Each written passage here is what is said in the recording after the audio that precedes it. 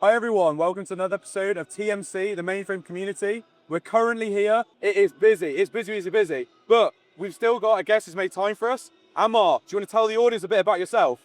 Yeah. So I am a senior Java developer at a company called BTCC. I've been there for the past year, but I've been developing since 2011, so around 14 years. Wow. As a Java developer primarily. Okay. Yeah. And Ammar, so this is your first TechXChange, isn't it? Yeah, my first TechXChange. Overwhelming? Oh yeah. 10,000 odd people here. I mean, it's a busy time, Oh right? yeah. You got like music blaring, lights. It's like a disco or a rave over here going And there's on. an arcade and everything, right? Yeah. We'll have to get a high score together later. Sorry? Have to get a high score on the games together later. Yeah, for sure. But you've made time for us, so we appreciate that. Yeah. So, as you know, this is the Mainframe Community Podcast, so we're talking more about community. So the first question we always ask, what does community mean to you, Ammar? Yeah, I think that's a good question. What community means to me is like openness and inclusivity, right? So I'm an organizer right now for the Tampa Java User Group. Yeah. And we do monthly events, and I like for anybody to be there. If you're a student, if you're a senior, if you're retired, whoever you are, I'd love for you to come and just like listen and be part of that community and like do some collaboration and yeah. So it's togetherness and collaboration. Would you say they're like the two words that really embody it? Yeah. Yeah. So the Tampa User Group for Java, right? Yeah. So you've already raised a really important point, something that I'm quite passionate about, which is having students alike and professionals, right? If you're a Java user, you don't have to be an expert Java user. You can be a beginner. But the point is that you can still learn, you can still grow, and you can network, right? Yeah. So how many people kind of turn up to these Java user groups? So it depends on the speaker. But, And the weather? Huh? And the weather? Yeah, the weather is always constantly hot in Florida, so.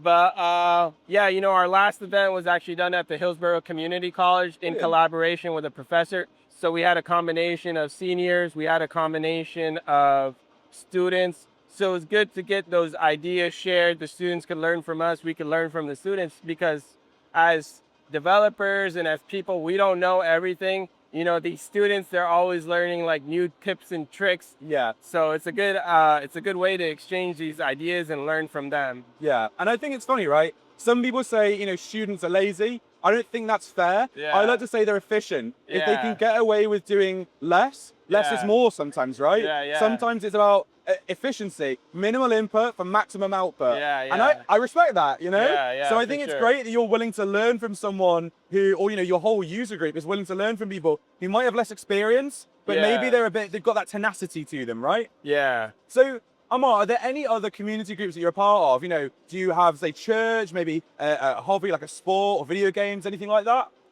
Yeah, I'm part of like other tech communities. There's one called Tampa Devs that I do a lot of collaboration with. There's a Tampa QA meetup. I collaborate with them. There's another one called Tampa Bay Techies. And like outside of that, I do stuff with my family, or I'm into like biking. So I'm in like some bicycling groups. We'll go out for like a ride out on the streets and stuff. Amazing. You're a busy guy. Yeah, man. I stay busy. I don't know how you find time for it all, but then people say that to me when I'm doing these podcasts. So yeah, here we are. So is there been anything that you've maybe learned from any of these user groups, the Tampa Bay Techies or the biking groups you're part of, that you've been able to transfer into your professional career, or vice versa? Yeah, I can't really think of like specific examples, but every month we do talks, right? Or you go to a talk and you learn a new idea, right? And you might not be able to bring that idea into the company itself, but you can bring that like concept or that new way of thinking of like how to do something. So that's what you bring in. Yeah. You go to these events, you talk to other people, and that's what it's about. So it's learning, but also sharing, right? Yeah. Because some people might learn and they kind of keep that knowledge to themselves. They may be a little bit devious. Well, if I teach other people, maybe it makes me less valuable. Yeah. But that's not what this community is about. It's not what your user groups are about. And I think that's great. Are there any maybe similarities that you've noticed, something that surprised you, but has been maybe a slightly common factor between any of your extracurricular, your Tampa Bay Techies or your Java user group or your biking group that you've transferred into your career? Like maybe not an ethos, but something like I don't know, just a sort of talent or maybe a framework that you've been able to carry over?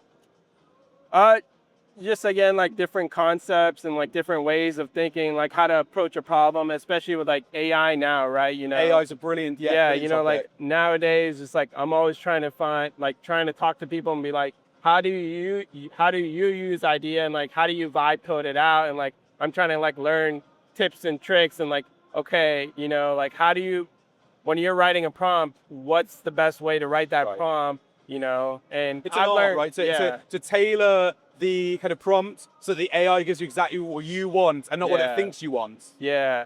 And it seems like, you know, certain companies, we're all moving, you know, we're going to be transitioning from like software engineers to like prompt engineers now, you know? So Maybe that's good, maybe that's bad. I guess only time will tell, right? yeah. So I guess one of the last questions that we tend to ask our audience, and I think it's a bit of an easy one in some ways, a bit of a difficult one in others, is have you got like a call to arms, like a kind of a petition, something that you would want the audience to take away from this? You'd want them to like learn from, or maybe to take part in at home. So maybe it's a user group thing, maybe it's an open-mindedness thing. Yeah, I would say just like be open. Like, you know, a lot of people are, you know, have like social anxiety about going to these like user groups or just like these meetups. And I feel like you just got to put yourself out there. And once you do that, and you like meet one person or two person, you kind of just like, it's like a muscle you have to build, right? Exactly, right? So it's sort of like you go to the gym and you build your like, you know, so your lats, and you go to a conference and it can be overwhelming. And you don't have to jump in at the deep end, but you incrementally try and ease your way out of the shallow end, right? Yeah, and two things I just want to mention real quick. I was just thinking is like, you know, one, people are going to transition in and out of it. You know, you might see people here and there, and, you know, some people might just come when they need a job, which is fine, right?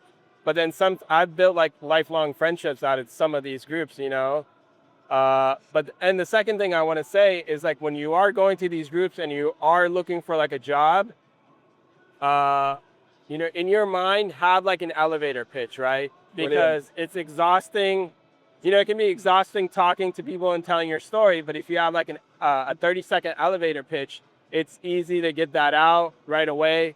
And then, you know, just transition to the next person, because like at the end of the day, networking is like about meeting people. Sometimes you might make meaningful connections, but other times you just want to get out there and introduce yourself to as many people as you can, because you never know when that you might see that person again.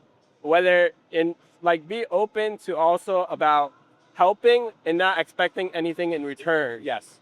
So I think that's a really important point, right? Some people see networking as an opportunity to gain something. Some people see networking as an opportunity to give, but it can and maybe should be more about the experience than the kind of the give and take. Yeah. Obviously, it's lovely to give. Obviously, it's sometimes, you know, needed to take. You know, you maybe you need a new job. You know, you need to have an opportunity to ask a question and get it answered. But I think some of these things, you've just got to embrace opportunity. You know, I might not be able to, you know, learn certain things from my security work from you, and you might not be able to learn much about Java from me, but that doesn't mean we can't have a dialogue. We can't support one another in maybe a more holistic sense, a more personal sense. Yeah, and I don't think it hurts to go to, like, you know, you said you're from like the Mainframe Society, right?